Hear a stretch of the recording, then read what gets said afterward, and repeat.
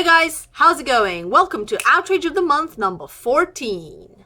Very recently, I attended the UCL Prize Lecture that takes place annually, and this year they had no other than the Nobel Prize winning Professor Sir John Gurdon, who is the scientist that discovered that you can turn adult cells into stem cells. I know, just let that sink in.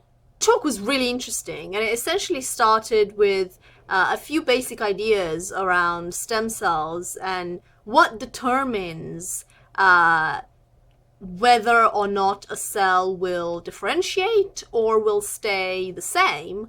And this was essentially boiled down to striking a balance between the nucleus that aims to keep the DNA the same and to resist any change, and a cell, such as the egg, that tries to enact change to the DNA that results in different kinds of cells. The point at which the outcome of this balancing act happens is a cellular division, as you might have guessed.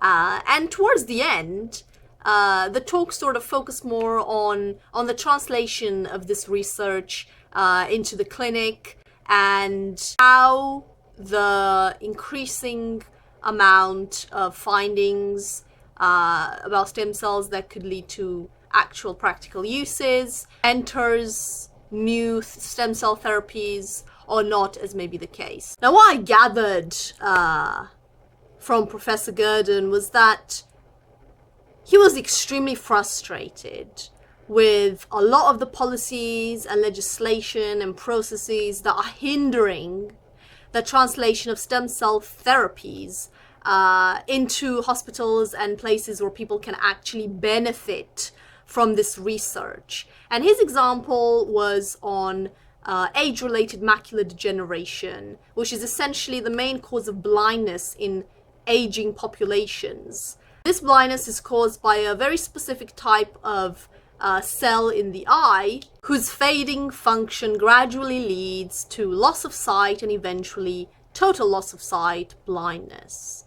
Trying to obtain cells anew using stem cells and essentially implanting them into a patient's eye to restore sight is something that has been investigated or even achieved to the point where it is a promising technique, and it doesn't have to cost more than sort of cataract operation.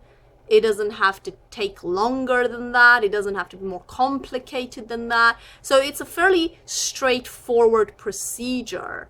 But for various reasons, it hasn't been made available as an opportunity for people suffering from macular degeneration. And one of the reasons, amongst many reasons, was consent.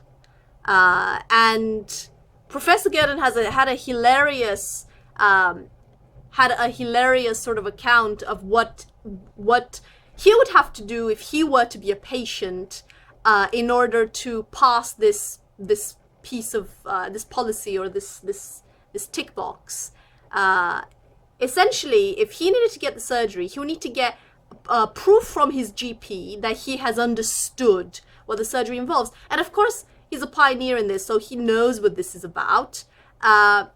His GP wouldn't know what this is about, so he would have to tell his GP what this surgery involves, and then the GP would have to tell him back what the surgery involves, and then he would have to tell his GP again what the surgery involves for the GP to be able to determine whether he's understood what the surgery involves.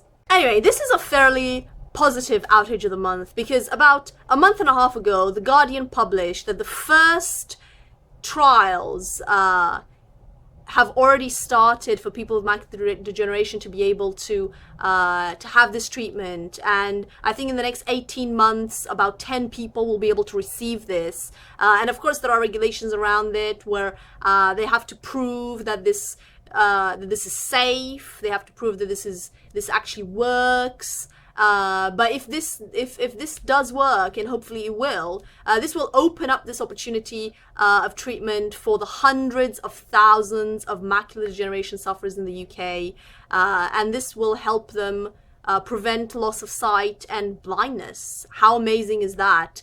What resounding success for stem cell research and stem cell therapies. And yeah, this is a very positive outrage of the month. And who says outrage isn't a good thing?